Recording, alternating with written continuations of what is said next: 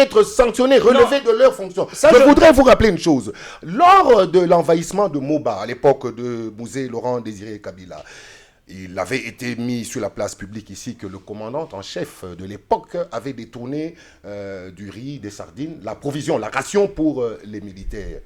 Ce monsieur, à l'époque de la Deuxième République, je vais revenir d'ailleurs sur ça, a été relevé de ses fonctions et jusqu'à la fin de ses jours, jusqu'à la fin de ce jour, il n'a plus retrouvé de commandement au sein de l'armée zaïroise de l'époque. Je suis d'accord. Et moi, je demanderai au chef de l'État, qui n'a à peine que 40 ans, 42 ans maximum, quel âge a-t-il? 41 ans. Oui. 41 ans, voilà. Il est encore jeune, frais. Il doit montrer, comme on dit en lingala, Alex Akimo Badinaye, qui mette sa tenue, ses treillis, qu'il aille au front comme Mobutu l'a fait à 47 ans en 77. Il est allé par tous les moyens. Et lorsque l'honorable Yves Kissombe parle de la réussite, du gain diplomatique par rapport au communiqué de Kampala. Je suis stupéfait, mon frère Yves. Arrêtez d'être...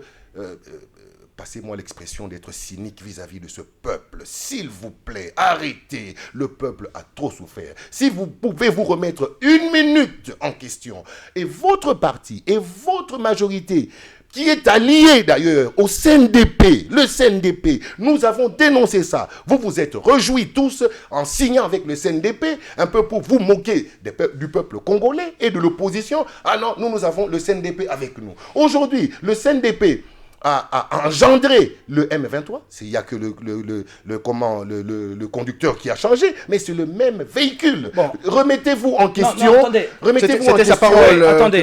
Non, allez-y. Je comprends. Il y a forcément des choses qui doivent nous diviser, mais moi, je voudrais souligner ce qui nous unit, le Congo, notre intégrité territoriale, etc. Ce que Michel Kabé a dit peut être vrai sur tel ou tel élément, mais fondamentalement, je ne peux pas partager son point de vue lorsqu'il parle d'une gouvernance complètement à l'encontre des intérêts du Congo.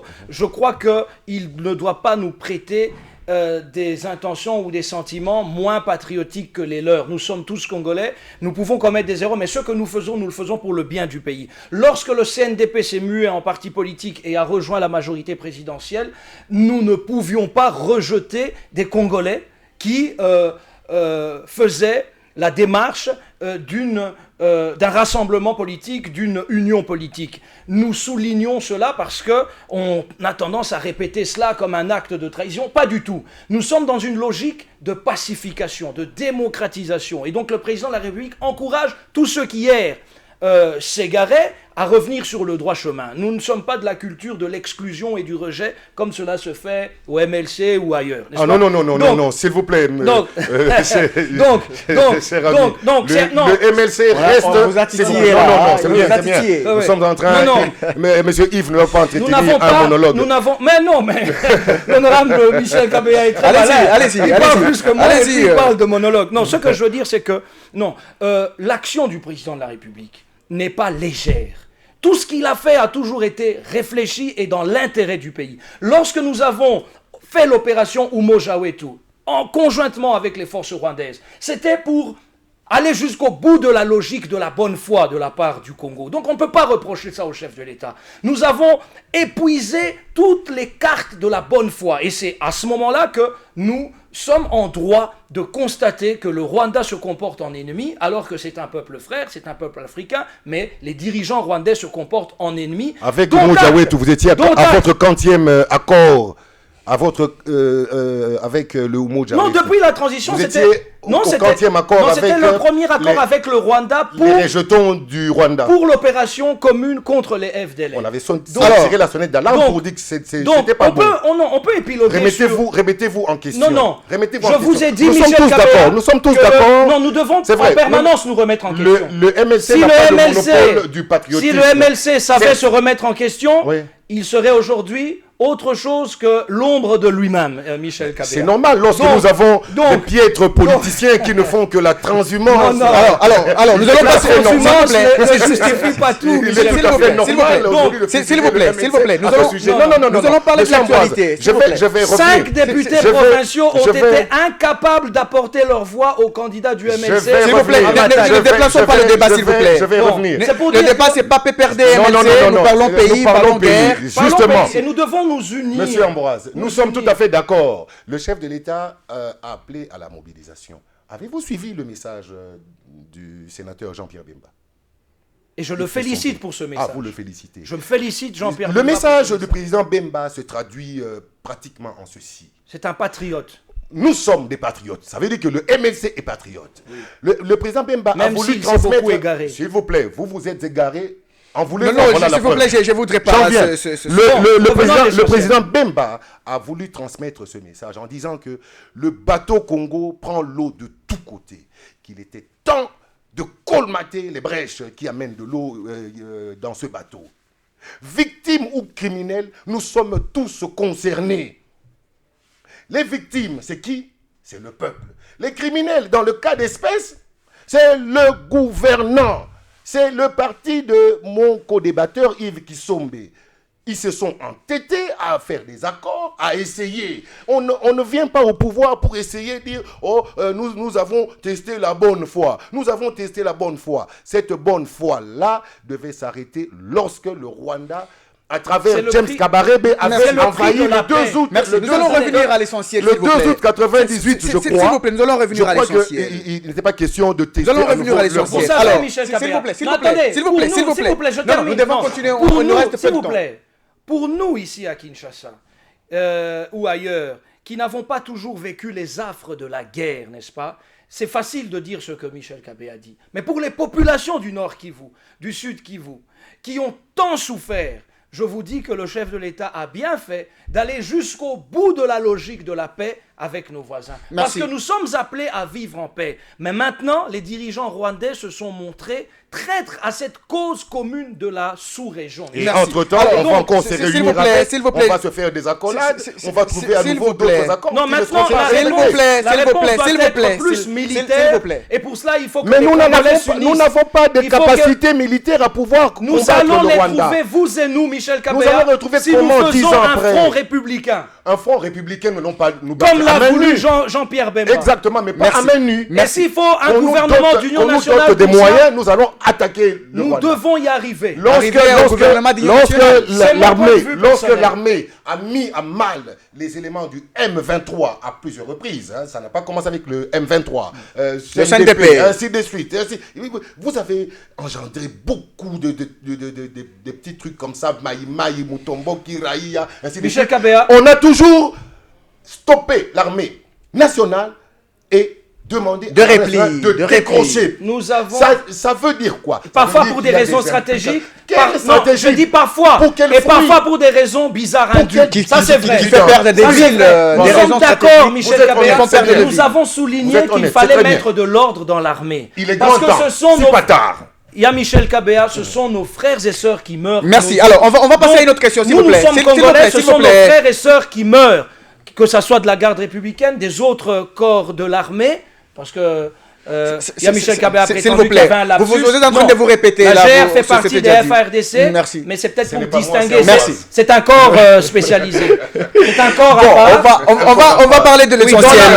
Non, dans ses fonctions. On n'a que 10 minutes seulement. Est-ce que vous pensez que l'appel qui a été fait au niveau de Kampala par Kabuta Museveni, Yoweri Museveni et Paul Kagame, cet appel au retrait de Goma du M23 sera entendu?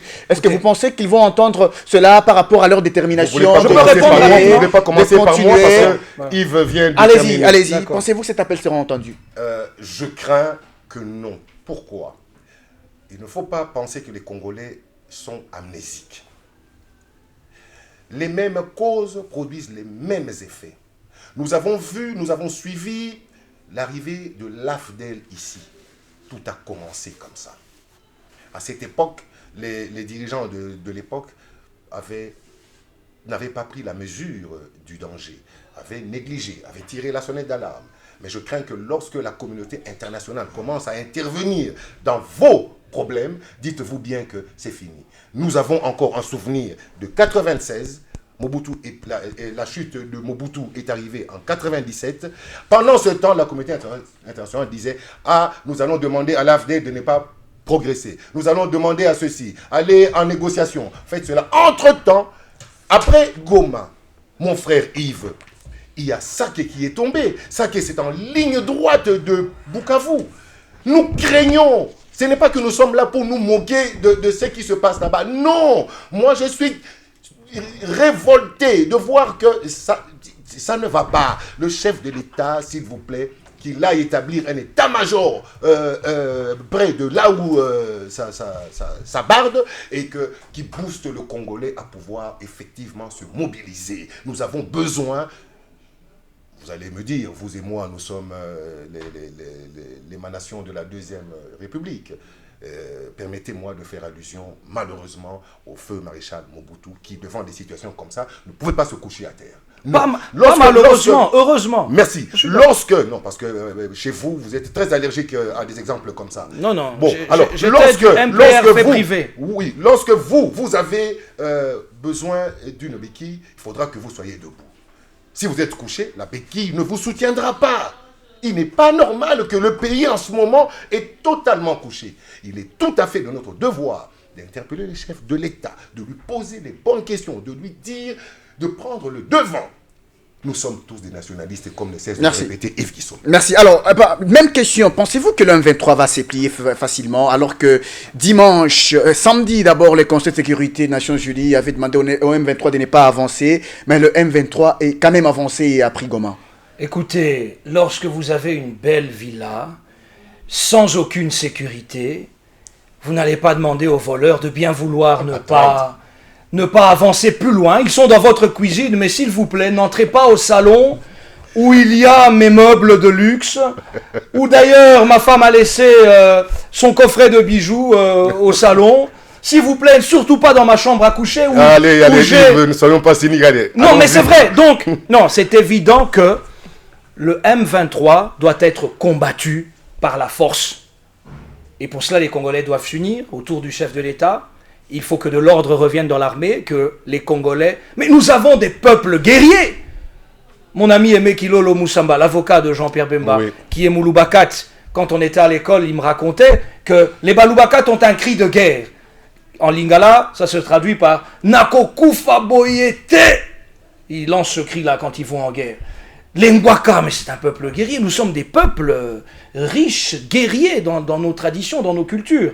Je ne vais pas ethniciser le problème. C'est pour dire que les Congolais ont le sens de la bataille et de la victoire. Cette réorganisation militaire va prendre combien de temps? Pendant ce temps, l'ennemi ne lâche pas prise. Hein, oui, non, mais justement, c'est une question de réorganisation. Je pense qu'en quelques jours, nous pouvons, avec la détermination, nous remettre en ordre de bataille et bouter l'ennemi dehors. Pour cela, il faut donner du contenu au rassemblement des Congolais, parce que l'opposition a une capacité de nuisance terrible. Je ne le dis pas de façon méprisante, je dis par rapport au pouvoir. Si nous n'écoutons pas les amis de l'opposition, si nous les rejetons alors que ce sont des Congolais qui ont les mêmes droits sur le sol des ancêtres, n'est-ce pas? Nous courons droit à la catastrophe. Il faut ouvrir... En même temps, vous venez de dire une chose et son contraire.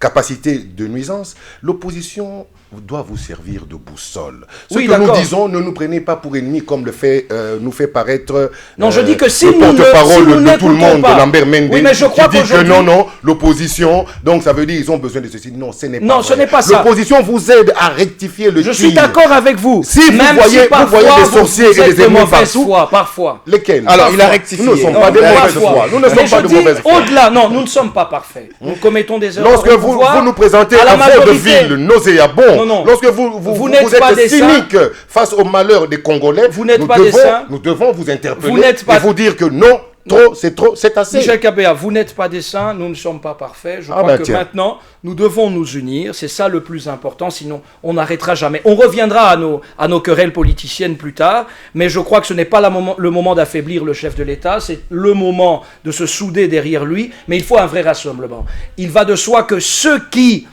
par leur action, sont un petit peu improductifs pour le moment, doivent être mis de côté. Vous savez parfaitement que certains discours ne passent plus dans l'opinion. Certains discours ne passent plus. Oui, le discours du chef de l'État même ne passe plus dans l'opinion. La preuve, les élections au Bas-Congo et dans la province orientale. Ne revenons plus, c'est là. Non. Dernière question. Il doit se remettre en cause. Le chef a besoin, faible, totalement inexistant. Le chef a besoin de politique d'hommes et de femmes politiques aguerris maintenant autour de lui, de toutes les tendances, pour faire un front républicain. Merci. L'heure n'est plus à... Merci. Dernière question. Au chipotage. Dernière question, parce qu'on a pratiquement fini. Est-ce qu'il faut, soit parce qu'on est faible militairement, négocier avec le M23, parce que le chef de l'État a dit dernièrement, lors du communiqué de Kampala, qu'on va, on va établir un nouveau contact avec le M23, mais en évaluant les accords du 23 mars 2009. Écoutez... Il n'est pas question... Il risque de prendre toutes les 5 minutes. Là, non, rapidement. Il n'est pas question de négocier avec les rebelles. Ce serait une prime à la guerre. Un nouveau contact. Le chef de l'État l'a dit à Kampala. Non, le chef de l'État n'a jamais dit, n'a jamais signé quoi que ce soit dans le sens de dire qu'il faut négocier avec le M23. Pas négocier, je parle d'un nouveau contact. Tout ce qui est... Le terme, un nouveau contact avec le M23. Non, pas de nouveau contact avec le M23. Les accords du 23 mars 2009 n'étaient pas faits pour ne plus exister aujourd'hui. Il y a en permanence un regard sur ces accords. Le M23 n'est pas le seul groupe armé à l'est du pays. Et donc ça concerne l'ensemble de la problématique. Mais pas de négociation avec le M23. Le problème doit être réglé avec le Rwanda et l'Ouganda. Et pour cela, les Congolais doivent s'unir. Les Congolais doivent mettre sur pied une armée forte. Ça prendra du temps. Mais dans l'immédiat, doivent mettre sur pied un corps capable de bouter l'ennemi. Merci. Faut-il négocier, oui ou non, par rapport à la faiblesse militaire congolaise? Oui, la faiblesse militaire, la faiblesse diplomatique. Le chef de l'État, certainement qu'il a fait des concessions, parce que chez nous, rien ne filtre. Chez nous, rien ne filtre. Les autres communiquent. Chez nous, rien ne filtre. Je suis écœuré d'entendre l'honorable Yves Kissombe dire il n'y a pas que le M23 comme... Il y a plusieurs groupes militaires. Mais qu'attendait donc le chef de l'État pour mettre fin à tout ça? Et c'est d'aujourd'hui. Le temps qu'on se mette autour d'une table, parce que nous avons dit que le bateau Congo prend l'eau de tous côtés, certes. Est-ce que vous ne pensez pas que la province orientale peut être affectée? Ne pensez-vous pas que la ville de Bukavu, qui est à moins de 80 ou 100 km, peut être affectée? Est-ce que nous sommes conscients une minute? Je crains qu'avec la faiblesse militaire, la faiblesse diplomatique du chef de l'État, je crains qu'il n'arrive ou qu'il soit... Alors, que faut-il en une minute seulement? En une minute, il faut que le chef de l'État se montre humble. Appelle tous comment je vais dire, comment on les appelle, les notables des provinces, de toutes les provinces, les partis politiques autour de lui, que nous puissions poser les bonnes questions. Qu'y a-t-il en dessous de ces accords? Qu'est-ce que vous vous êtes convenus? Je voudrais me souvenir de ce que mon papa, le président Tshisekedi, avait posé en son temps à Mouzé, la question à Mouzé en disant: ces gens sont des Rwandais. Qu'attendez-vous pour les faire partir? Quelle est la facture? Donnez-nous la facture, on paye. Le Congo est un pays riche. Ne gouvernez pas par défi. Ne continuez pas à faire peur au peuple, parce que chaque fois que nous parlons, il faut l'arrêter, il faut faire ceci. Merci. Trop, c'est 30 secondes. Et voilà où est-ce que nous avons fait. Oui, avec le Rwanda, il n'y a jamais eu d'accord secret, à ma connaissance. Mais mettez ça sur la place publique. Il y a un complot international. Ça ne suffit pas de se lamenter du complot. Non. Que faire en 30 secondes? Je vous l'ai dit. Non, attendez. On a fini, c'est plus le débat, malheureusement. Ok, mais ne dites pas que les choses ont commencé en 96, en 97. En 94, sous la Deuxième République, c'est là qu'il y a eu la marque la plus frappante de la problématique de la guerre à l'Est, avec, n'est-ce pas, cette masse de réfugiés venus chez nous, vous le savez. En 90, lorsque Mobutu a stoppé le Premier ministre a stoppé la rébellion Tutsi, lorsque le président Mobutu a stoppé, je termine, lorsque le président Mobutu a stoppé la rébellion Tutsi en 1990, ils avaient pris note et ils projetaient de se venger. Merci. La volonté hégémoniste du Rwanda existe indépendamment de tout accord. C'est à nous à défendre notre intégrité territoriale. Merci Yves Kissombe, nous rappelons que vous êtes député honoraire Kabert, membre du PPRD, cadre du PPRD, le parti présidentiel. Merci d'avoir accepté notre invitation. Michel Kabea, nous rappelons que vous êtes du MLC, le parti de Jean-Pierre Bemba, député national élu 2011, puis invalidé par la Cour suprême de justice. La Cour suprême d'injustice. Merci d'avoir accepté notre invitation. Dames et messieurs, on vous dit également merci parce que vous étiez nombreux à suivre ce numéro de Table Ronde. On va vous retrouver prochainement pour une autre émission, un autre numéro. Excellente soirée à tous. Au revoir.